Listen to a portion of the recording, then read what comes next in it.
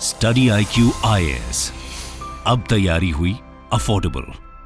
दोस्तों, IMF ने अभी 1 महीना पहले एक रिपोर्ट जारी करी थी जो वो हर साल 2 बार जारी करता है, वर्ल्ड इकोनॉमिक आउटलुक रिपोर्ट।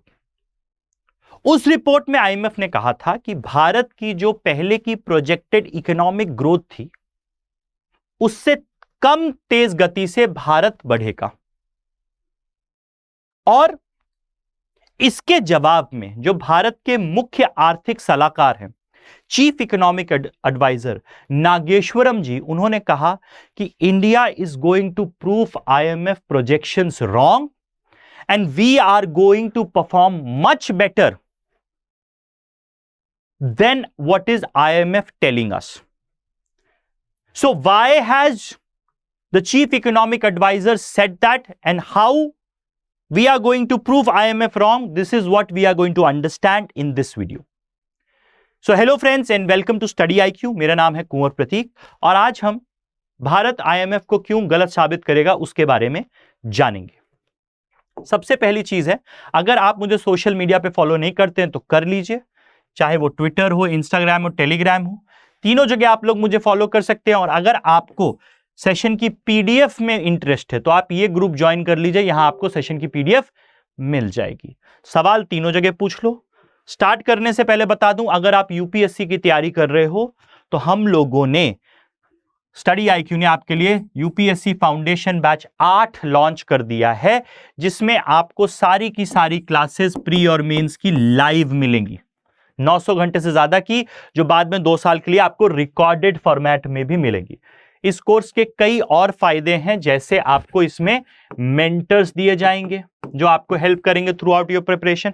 साथ ही साथ इसमें हर क्लास के पहले आपको क्रक्स दिया जाएगा, हिंदी इंग्लिश दोनों में, जो पढ़कर आप क्लास में आ सकते हो, ज्यादा समझ में आता है। और क्लास के बाद आपको हैंड रिटन नोट्स दिए जाएंगे जो आपको हिंदी इंग्लिश भाषा में दिए जाएंगे लेक्चर के बाद, जो आपको रिवाइज करने में हेल्प करेंगे।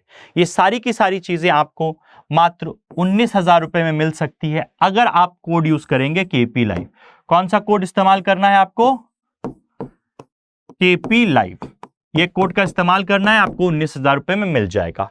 अब आ जाते हैं अपने टॉपिक पे। टॉपिक हमारा क्या है?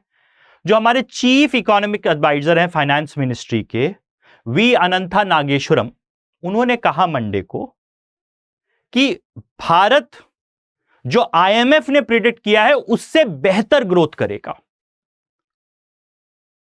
और उसकी वजह है कि भारत में ज्यादा कैपिटल फॉर्मेशन हो रहा है। कैपिटल फॉर्मेशन का क्या मतलब है? कैपिटल क्या होता है? पूंजी। ज्यादा पूंजी निर्माण हो रहा है। इस वजह से, क्यों पूंजी निर्माण हो रहा है? क्योंकि हम लोग कैपिटल एक्सपेंडिचर ज्यादा कर रहे हैं, यानी हमारे देश में जो खर्चा हो रहा है वो इंफ्रास्ट्रक्चर पे ज्यादा हो रहा है, टेक्नोलॉजी पे ज्यादा हो रहा है, डिजिटाइजेशन पे ज्यादा हो रहा है। उसकी वजह से क्या होगा? पूंजी निर्माण होगा। और क्योंकि हमारा फोकस पूंजी निर्माण पे है, तो इस वजह से जो IMF ने प्रिडिक्शन की है वो गलत साबित हो जाएगी। भारत जो उनकी प्रिडिक्शन है उससे बेहतर करेगा। उन्होंने प्रिडिक्शन क्या की है? उन्होंने कहा है कि भारत, अगर हम देखें वर्ल्ड के बारे में, उन्होंने कहा वर्ल्ड के लिए पहले उन्होंने बोला था क्या, 22 में उन्होंने कहा है वर्ल्ड 3.2 से बढ़ेगा, 23 में 2.9, US 2.5 1.4, चाइना 3.3 4.6, इंडिया क्या बोला 7.4 और 6.1। यानी 2021-22 तक उन्होंने पहले प्रिडिक्ट किया था कि 22-23 में 7.4 का था प्रिडिक्शन उनका। अब उन्होंने 22-23 साल के लिए बोल दिया है कि भारत की आर्थिक ग्रोथ रहेगी 6.8, और अगले साल उन्होंने कहा है भारत की इकोनॉमिक ग्रोथ रहेगी 6.1। लेकिन जो हमारे मुख्य आर्थिक सलाहकार है उन्होंने कहा हम इससे बेटर करेंगे, जो ये प्रिडिक्ट किया इनने इससे बेटर करेंगे। अब एक बात समझिए, उन्होंने कहा कि जो रियल ग्रोथ है इस साल का वो 6.8 रहेगा, फाइनेंशियल ईयर 2022-23, यानी इस साल का, और अगले साल का 6.1 रहेगा, ये जो डिस्कस करा हमने। अब वी अनंथा नागेश्वरम जी का कहना है कि हमारे हिसाब से, उनके एस्टिमेशन से, क्योंकि भारत में पिछले 10 साल से रिट्रेंचमेंट चल रहा है। रिट्रेंचमेंट क्या है कि लोग अपनी कॉस्टिंग कम करने की कोशिश कर रहे थे, लोगों को उतना हायर नहीं कर रहे थे। तो अब रिट्रेंचमेंट का पीरियड हो गया है खत्म। क्योंकि रिट्रेंचमेंट का पीरियड हो गया है खत्म, तो अब भारत आने वाले सालों में ज्यादा ग्रोथ करेगा। Coming years it may be slightly more and slightly better than what these numbers are, because there is possibility of India's capital formation cycle will do better. यानी हम ज्यादा पूंजी निर्माण करेंगे, क्योंकि हमारा इन्वेस्टमेंट कहां जा रहा है? लॉजिस्टिक्स पे। नेशनल लॉजिस्टिक पॉलिसी, गति शक्ति योजना, तो हम इंफ्रास्ट्रक्चर पे ध्यान दे रहे हैं, हम लॉजिस्टिक्स पे ध्यान दे रहे हैं। तो उसकी वजह से क्या है? ज्यादा पूंजी निर्माण होगा, ज्यादा ट्रेड होगा, ज्यादा प्रोडक्शन होगा, जिसकी वजह से ग्रोथ होगी, जिसकी वजह से जॉब जनरेशन होगा। तो आईएमएफ का जो प्रिडिक्शन है वो भारत के बारे में गलत साबित हो जाएगा। भले ही आईएमएफ ने बोला है कि भारत दुनिया के लिए एक ब्राइट स्पॉट है, बोला है, आईएमएफ की रिपोर्ट में बोला गया, आईएमएफ की प्रेस कॉन्फ्रेंस में बोला गया, लेकिन उसके बावजूद भी जो ग्रोथ प्रिडिक्ट किया उससे भी बेहतर हम करेंगे, ये बोला है इन्होंने। वी अनंता नागेश्वरन ने यह भी बोला है कि भारत ने जो डिजिटल इंफ्रास्ट्रक्चर खड़ा किया है, डिजिटल पेमेंट्स का, डिजिटल इनोवेशंस का, आधार का जो इस्तेमाल किया है, जनधन अकाउंट्स, आधार और मोबाइल फोन्स का जो इस्तेमाल किया है, जैम ट्रिनिटी का जो इस्तेमाल किया गया है, उसके बाद पेमेंट्स का जो इस्तेमाल किया है, डिजिटल पेमेंट्स का, यूपीआई का, आधार इनेबल पेमेंट सिस्टम का जो इस्तेमाल करा जा रहा है, उसकी वजह से भी हमारी अर्थव्यवस्था में फॉर्मलाइजेशन आएगा। कैश पे डिपेंडेंस कम होगी, कैश पे डिपेंडेंस कम होगी, तो जब आप वाइड ट्रांजैक्शन, ऑनलाइन ट्रांजैक्शन करेंगे तो आपकी अर्थव्यवस्था में फॉर्मलाइजेशन आएगा, ज्यादा से ज्यादा लोग संगठित क्षेत्र में आएंगे, तो उसकी वजह से आपकी अर्थव्यवस्था को फायदा होगा और आर्थिक ग्रोथ बेटर होगी। अब उन्होंने बोला कितनी बेटर होगी? उन्होंने बोला है कि हमारी जो आर्थिक ग्रोथ है उनके हिसाब से 0.5% से 0.8% ज्यादा होगी, जितना उन्होंने बोला है।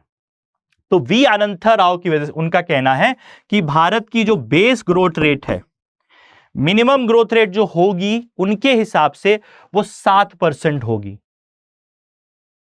बेसलाइन पे तो 6% है ही, 6% तो हम आएंगे ही आएंगे, लेकिन उन्होंने कहा इस साल और अगले साल जो 6.8 और 6.1% कहा है, तो उनके हिसाब से 7% या उससे ज्यादा की ग्रोथ भारत की होगी।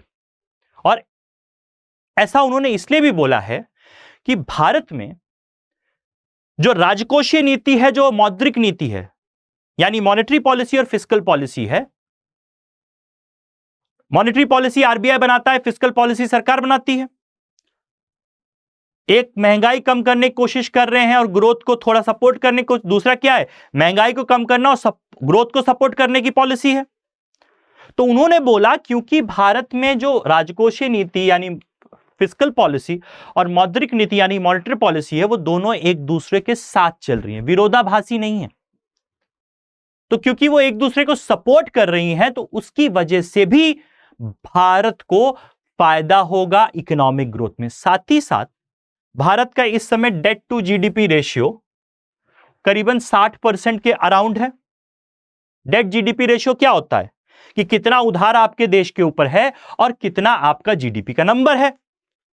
अगर मेरा उधार है 60 रुपए और मेरी जीडीपी यानी कमाई है 100 रुपए, तो इसको मैं डिवाइड कर दूं तो क्या आ जाएगा, इंटू 100 करोगे तो 60% डेट टू जीडीपी रेशियो आया, 60% आया, तो लगभग इतना ही debt to GDP ratio Bharat का है, सेंट्रल गवर्नमेंट का। ये सिर्फ सेंट्रल गवर्नमेंट का है, केंद्र सरकार का है, इसमें स्टेट गवर्नमेंट जोड़ दो तो और बढ़ जाएगा। तो उनका यह बोलना है कि भारत का डेट टू जीडीपी रेशियो जो है वो बहुत ज्यादा नहीं है, वो एक सस्टेनेबल लिमिट में है, तो इसमें कंसर्न की भी कोई बात नहीं। और साथ ही साथ भारत अपना डेट टू जीडीपी रेशियो कम करने के लिए योजना चला रहा है एसेट मोनेटाइजेशन की। नेशनल मोनेटाइजेशन पाइपलाइन है कि नहीं, जिसके जरिए भारत सरकार जो सरकारी चीजें हैं उसको मोनेटाइज करने की कोशिश कर रही है। लगभग 5-6 लाख करोड़ रुपए, रेलवे की जो जमीन खाली पड़ी है, किसी और डिपार्टमेंट की जो जमीन खाली पड़ी, उसको क्या है, प्राइवेट सेक्टर को दिया जाएगा। बिल्डिंग खाली पड़ी जिसका इस्तेमाल नहीं हो रहा है, और उसको मोनेटाइज किया जाएगा। सरकार ने कोई रेलवे स्टेशन नया बनाया, बहुत आधुनिक बनाया, तो उसमें लोग पिज्जा हट खुलवाएंगे, हल्दीराम खुलवाएंगे, वहां से पैसा आएगा। तो उसकी वजह से क्या होगा, भारत का जो डेट टू जीडीपी रेशियो है वो कम हो, क्योंकि बाकी जगह से कमाई आएगी। So asset monetisation proceeds will make debt smaller, उधार हमारा कम कर देगा। इसकी वजह से क्या होगा, हमारी जो क्रेडिट रेटिंग है, उधार क्रेडिट रेटिंग क्या होती है, किसी भी इंसान, सरकार या कंपनी की उधार चुकाने की क्षमता, that how easily you can repay your debt, your borrowing is your credit rating। तो जब आपका डेट टू जीडीपी रेशियो कम होगा, आपकी क्रेडिट रेटिंग अच्छी होगी, तो आपको कम इंटरेस्ट रेट पे उधार ले मिल जाएगा। तो उन सारी चीजों की वजह से इन्वेस्टमेंट बढ़ेगा, जॉब क्रिएशन होगा, इकोनॉमिक ग्रोथ होगी, और ये एक स्पेस देगा भारत को कि जिसकी वजह से भारत और तेज गति से बढ़ेगा, और आईएमएफ की जो प्रिडिक्शन है वो गलत साबित हो जाएगी। यह मानना है चीफ इकोनॉमिक एडवाइजर नागेश्वरम जी का। सो आई होप आप समझे होंगे कि ये उन्होंने क्यों कहा है। अब जाने से पहले फाउंडेशन बैच 8, इसमें आप एनरोल कर लीजिए। 8 है, इसकी 14 तारीख से क्लासेस चालू हो रही हैं। शाम का बैच है, ये इवनिंग बैच है। ये इसमें आपको कोड इस्तेमाल करना है केपी लाइव। अब इसके फायदे तो मैं आपको गिना ही चुका हूं, मेंटर मिलेगा, लाइव क्लासेस होंगी, रिकॉर्डेड मिलेगा, साथ ही साथ डेली करंट अफेयर्स कराया जाएगा, prelims test series, mains answer writing practice, weekly revision quiz, ये सारी की सारी चीजें आप लोगों को मिलेंगी इस बैच में। तो इस कोड का इस्तेमाल कर लो और ज्वाइन कर लो। इसी के साथ अगर आप सोशल मीडिया पर मुझे फॉलो करना चाहते हैं, और अगर आपको कोई पीडीएफ में इंटरेस्ट है इस सेशन की, तो पीडीएफ आपको यहां मिल जाएगी। सोशल मीडिया तीनों जगह आप फॉलो कर सकते हो। इसी के साथ thank you very much, bye bye, take care, Jai Hind. Hi, I'm Dorpun Natto and I have subscribed to Study IQ course. This course is really comprehensive and detailed. This course provides live classes and also live doubt clearing sessions. PDF and PPT notes are available after each class. Preparing for UPSC CSE requires tremendous hard work and also proper guidance. And Study IQ is providing good guidance for the aspirants to prepare for UPSC prelims and mains efficiently, and that also at a very affordable cost. I am preparing for UPSC CSE 2023 and thank you Study IQ for helping me out. Study IQ IAS, अब तैयारी हुई affordable.